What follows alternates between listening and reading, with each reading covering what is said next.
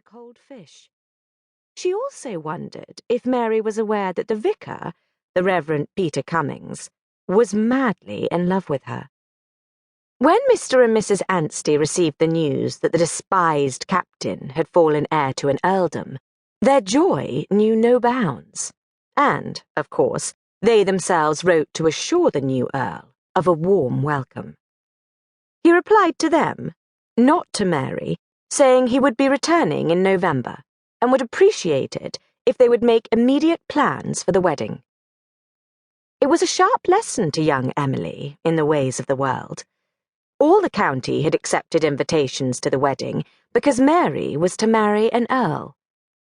Emily did not see how her parents could bear to ask all the people who had snubbed them so unmercifully in the past, but Mr. and Mrs. Anstey were so triumphant at their daughter's social success that they seemed not even to trouble their heads with such petty considerations. The earl was to arrive on the following day. The wedding was to be the following week. Emily found it hard to reconcile Mary's description of the shy young captain who had courted her 10 years ago with the chilly, autocratic, formal letters that had arrived over the years. But then, everyone seemed to write very high-flown, stilted English. Mrs. Anstey bustled into the room. She was a small, fat woman whose discontented face showed faint traces of the beauty she had had as a girl. She wore a starched muslin cap that stuck out at all angles, as if the laundress had given the cap a fright from which it had never recovered. Until the splendid news of the captain's elevation to the peerage, Mrs. Anstey had been inclined to bully her gentle older daughter, expressing loudly that it was a disgrace to have an old maid in the family, and God forbid that Emily should become an ape leader as well. Now her manner had changed to that of a fond and doting mamma. She tiptoed around Mary the way one does around a sick person, and addressed her in a meek whisper, rather than in vulgar and strident tones. On days like this, Emily longed to find out that she and Mary had been adopted, and that they surely could not have come from such a parent. But she had only to glance up at the portrait of Mamma above the fireplace to see that Mrs. Anstey, painted as a young bride, had had all the beauty of both Mary and Emily, before fat and discontent had ruined her features. "At least we have nothing to be ashamed of," said Mrs. Anstey, plumping herself down on the sofa. "The Earl will find everything here to be of the finest." She looked complacently round the drawing-room as she spoke. Emily followed her gaze and sighed. Everything in their home was constantly being changed.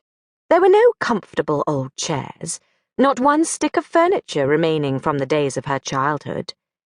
Only last spring, all the furniture had been taken out to the lawn and burned, including a pretty Hepplewhite escritoire of which Mary had been so fond. Everything was now in the Egyptian mode, a fashion that had dominated the salons of London for some time, and was now fast losing popularity. Emily reflected that what was not striped was sphinxed. Sphinxes' heads ornamented the tables and chairs, and glass sphinxes' heads winked from the pilasters on the fireplace. The Elms was a large, square box of a house, diligently kept free from any ivy or other creepers that might have softened the stark red of its brick outer walls. It was set back from the road which led out of the village of Malden Grand toward London. It had belonged to a Squire Habbond, a man fondly remembered by the local county. The Ansteys had never met the squire, since he had died some months before Mr. Anstey purchased the house.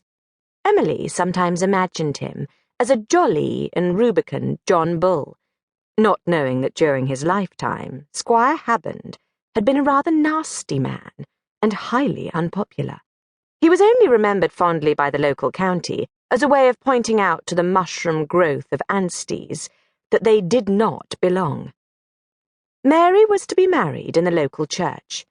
The Ansteys had been nonconformist, but had changed back to the established church on their arrival in the country. Mrs. Anstey insisted.